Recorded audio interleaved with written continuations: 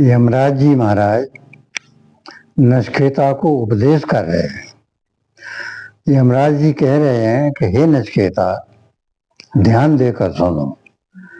चारों वेद जिस परम पद का बार बार बखान करते हैं, जिसको पाने के लिए लोग कठिन तपस्या करते हैं तथा ब्रह्मचर्य आदि का पालन करते हैं, वह पद तेरे लिए थोड़े में ही बतलाता हूँ। वह है ओम। यह एक अक्षर अर्थात वह परमात्मा ओंकार रूप है। यह ओंकार ही सगुण ब्रह्म है और यही पर ब्रह्म है। यही निर्गुण है और अविनाशी है। ऐसा जानकर जो साधक अपर ब्रह्म सगुण को जानता है तो सगुण को जान लेता है, पर जब परब्रह्म निर्गुण को जानना चाहता है तो परब्रह्म निर्गुण को भी जान लेता है। ब्रह्म को जानने के लिए ओंकार सबसे श्रेष्ठ आलम्बन है। यही उपासना का प्रतीक है। इसको जानकर साधक ब्रह्म रूप हो जाता है। इसके बाद यमराज आत्मा के स्वरूप का कथन करने लगे। आत्मा कभी उत्पन्न नहीं होता, इसका मरण भी नहीं होता है।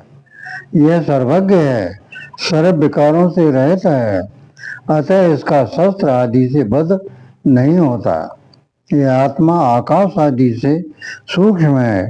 ये सभी प्राणियों की गुहा में स्थित है। जो पुरुष काम रहित हैं, वही पुरुष मन के शुद्ध होने पर परमात्मा के दर्शन कर पाता है। फिर उसे लाभ हानि के कारण हर्ष शोक नहीं होता। हे नचिकेता, त्याग कर ही आत्मा का साक्षात्कार हो सकता है। यह आत्मा सभी योनियों में स्थित होते हुए भी निर्विकार ही रहता है।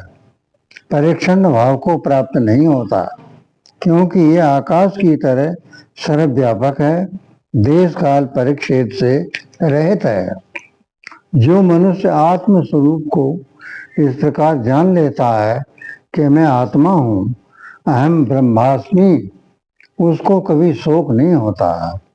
वह सभी हाय तौबा से बच जाता है। आत्मज्ञानी की ये पहचान है। किसी भी स्थिति में उसकी शांति भंग नहीं होती है। हे नचिकेता, ये आत्मा वेदों के पढ़ लेने से नहीं जाना जाता, न ग्रंथों के मन में भर लेने से जाना जाता। आत्मा द्वारा ही आत्मा का जानना होता है।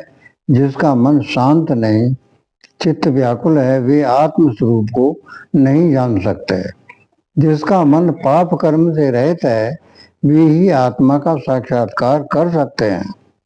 जब सारथी विवेकहीन होता है, तब इंद्रिय रूपी घोड़े बस में नहीं रहते, उसे कुमार्ग में ले जाकर पटक देते हैं।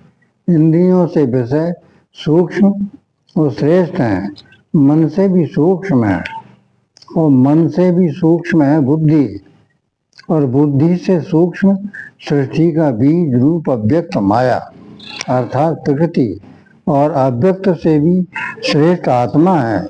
आत्मा से श्रेष्ठ कुछ नहीं, आत्मा सबसे परे है। हे नचिकेता, तुमने जो पूछा था वह वही है। उसी को तुम आत्मा स्वरूप जान।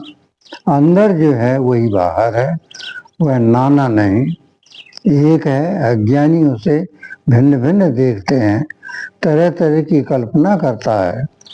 अज्ञानी जन्म मरण के चक्कर में पड़ता है। बस।